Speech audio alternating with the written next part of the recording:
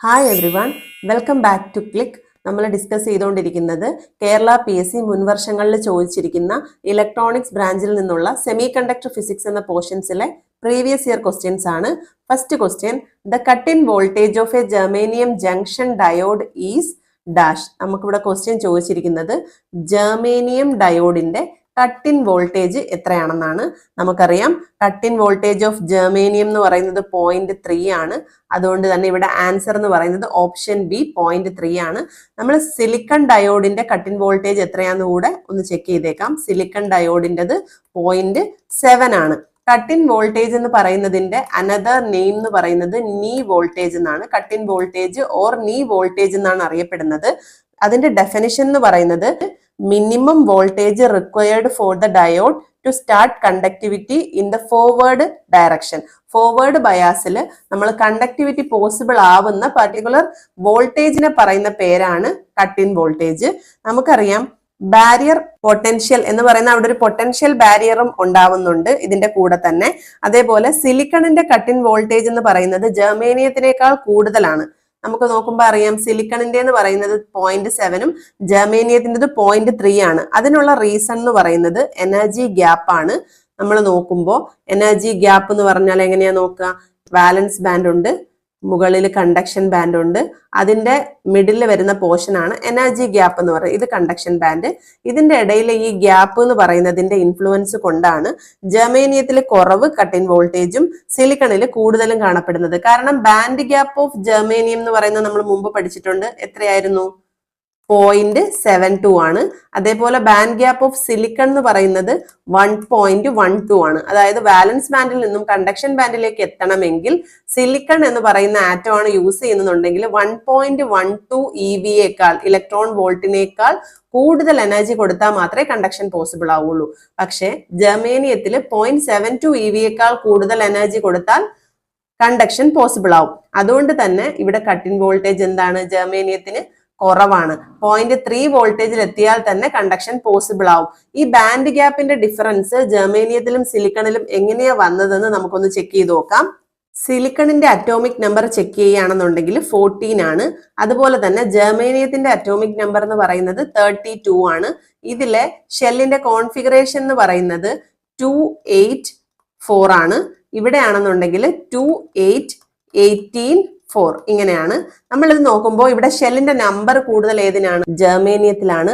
അതുകൊണ്ട് തന്നെ ഇലക്ട്രോൺസിന്റെ നമ്മൾ ഷെല്ലിന്റെ കൺസെപ്റ്റ് എങ്ങനെയാ പറയുന്നത്? ഷെല്ലിന്റെ എനർജിയുടെ കൺസെപ്റ്റ് എന്ന് പറഞ്ഞാൽ നമുക്കറിയാം ന്യൂക്ലിയസിൽ നിന്നുള്ള ഡിസ്റ്റൻസ് കൂടുന്തോറും ഇലക്ട്രോണിന്റെ എനർജി ഔട്ടർ മോസ്റ്റ് ഷെല്ലിലായിരിക്കും കൂടുതലായിരിക്കും വരുന്നത്. ഔട്ടർ മോസ്റ്റ് ഷെല്ലിലെ ഇലക്ട്രോൺസിന്റെ എനർജിയാണ് കൂടുതൽ. ന്യൂക്ലിയസിൽ നിന്ന് അകന്നുകൊണ്ടിരിക്കുമ്പോൾ ഷെല്ലിന്റെ എനർജി കൂടിക്കൊണ്ടിരിക്കുന്നു. ഇവിടെ നമുക്ക് നോക്കുമ്പോൾ അറിയാം ആകെ ഇവിടെ 3 ഷെല്ല് മാത്രമേ ഉള്ളൂ. അതേ സ്ഥാനത്ത് ജെർമേനിയത്തിന്റെ കേസിൽ എത്ര എണ്ണം ഉണ്ട്? 4 ഷെല്ലുണ്ട്. അതുകൊണ്ട് തന്നെ നമുക്ക് ഔട്ടർ മോസ്റ്റ് ഷെല്ലിലെ ഇലക്ട്രോൺസിന് ഈസി ആയിട്ട് എസ്കേപ്പ് ചെയ്യാൻ പറ്റും. പുറത്തുനിന്ന് കുറച്ച് എനർജി കിട്ടിയാൽ തന്നെ അതിന് ഈസി ആയിട്ട് എസ്കേപ്പ് ചെയ്യാൻ പറ്റും. അങ്ങനെ എന്താവും?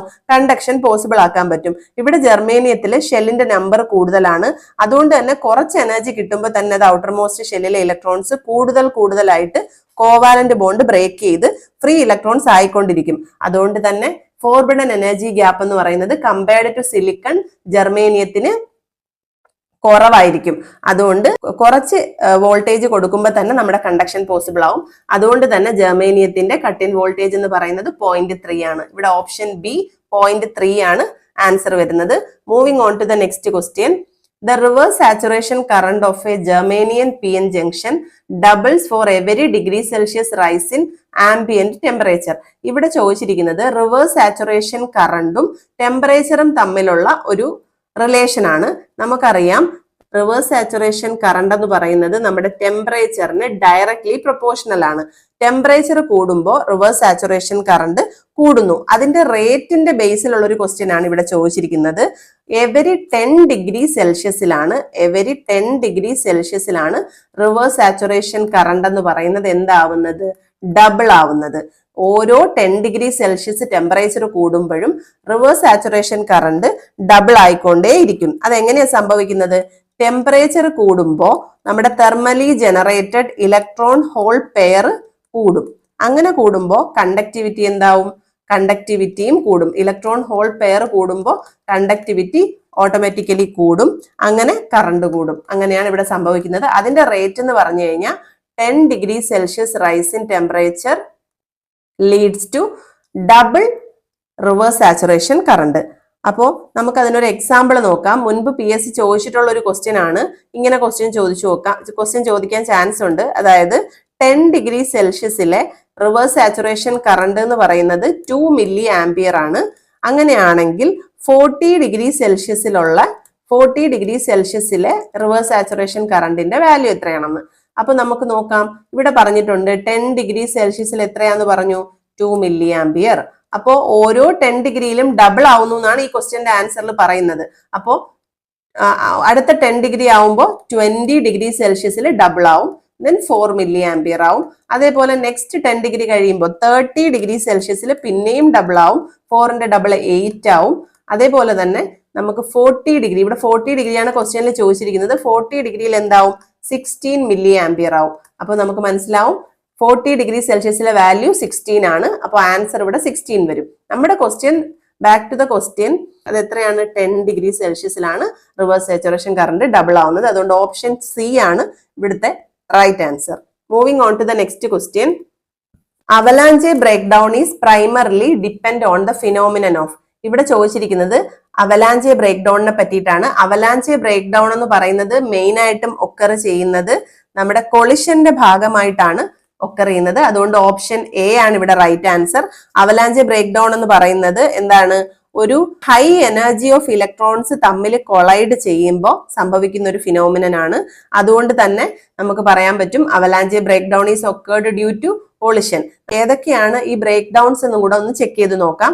നമ്മുടെ റിവേഴ്സ് ബയാസ് കണ്ടീഷനിൽ പറയുന്ന ഒരു കൺസെപ്റ്റ് ആണ് എന്ത്? ബ്രേക്ക് ഡൗൺ എന്ന് പറയുന്നത്. അതായത് റിവേഴ്സ് ബയാസിൽ നമുക്കറിയാം മൈനോറിറ്റി ചാർജ് കാരിയേഴ്സ് കൊണ്ട് ഒരു കറണ്ട് ഫ്ലോ അവിടെ ഉണ്ടാവുന്നുണ്ട്. മെജോറിറ്റി കാരിയേഴ്സ് കൊണ്ട് അവിടെ കറണ്ട് ഫ്ലോ ഉണ്ടാവുന്നില്ല. കാരണം എന്താണ്? അത് റിവേഴ്സ് ബയാസ് ആണ്. പക്ഷെ മൈനോറിറ്റി ചാർജ് കാരിയേഴ്സ് കൊണ്ട് അവിടെ ഒരു കറണ്ട് ഫ്ലോ ഉണ്ടാവുന്നുണ്ട്. അതിന്റെ ഭാഗമായിട്ട് ആ കറണ്ട് ഒരു കോൺസ്റ്റന്റ് ആയിട്ട് നിൽക്കും, ഒരു പ്രത്യേക പർട്ടിക്കുലർ വോൾട്ടേജ് വരെ.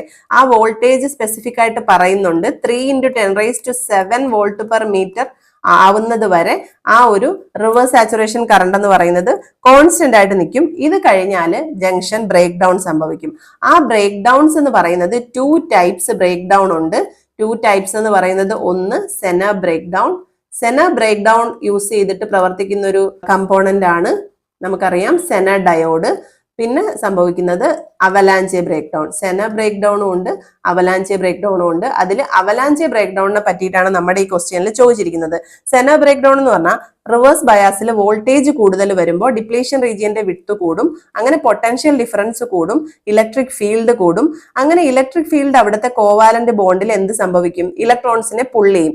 അങ്ങനെ pulling of electron from covalent bond കാരണം അവിടെ എന്ത് സംഭവിക്കും? റപ്ചർ ഓഫ് കോവാലന്റ് ബോണ്ട് സംഭവിക്കും. അതായത് സെനർ ബ്രേക്ക് ഡൗൺ സംഭവിക്കുന്നത് എന്ത് റീസൺ കൊണ്ടാണ്? റപ്ചർ ഓഫ് കോവാലന്റ് ബോണ്ട് കൊണ്ടാണ്. അതേപോലെ തന്നെ അവലാഞ്ചെ ബ്രേക്ക് ഡൗൺ സംഭവിക്കുന്നത് നമുക്കറിയാം. അവലാഞ്ചെ ബ്രേക്ക് ഡൗൺ എന്ന് പറയുന്നത് കൊളിഷൻ മൂലമാണ് ഉണ്ടാവുന്നത്. കൊളിഷൻ അതെങ്ങനെയാ സംഭവിക്കുന്നത്? റിവേഴ്സ് ബയാസിൽ തന്നെ ജംഗ്ഷനിൽ ഇലക്ട്രിക് ഫീൽഡിന്റെ സ്ട്രെങ്ത് കൂടിയിട്ട് പി ടൈപ്പിലെ ഇലക്ട്രോൺസിനെ മിഡിലുള്ള പോസിറ്റീവ് ചാർജ് കാരിയേഴ്സ് അട്രാക്ട് ചെയ്യും. അങ്ങനെ അവിടെ ഒരു ഇലക്ട്രിക് ഫീൽഡിന്റെ മൂവ്മെന്റ് നടക്കും.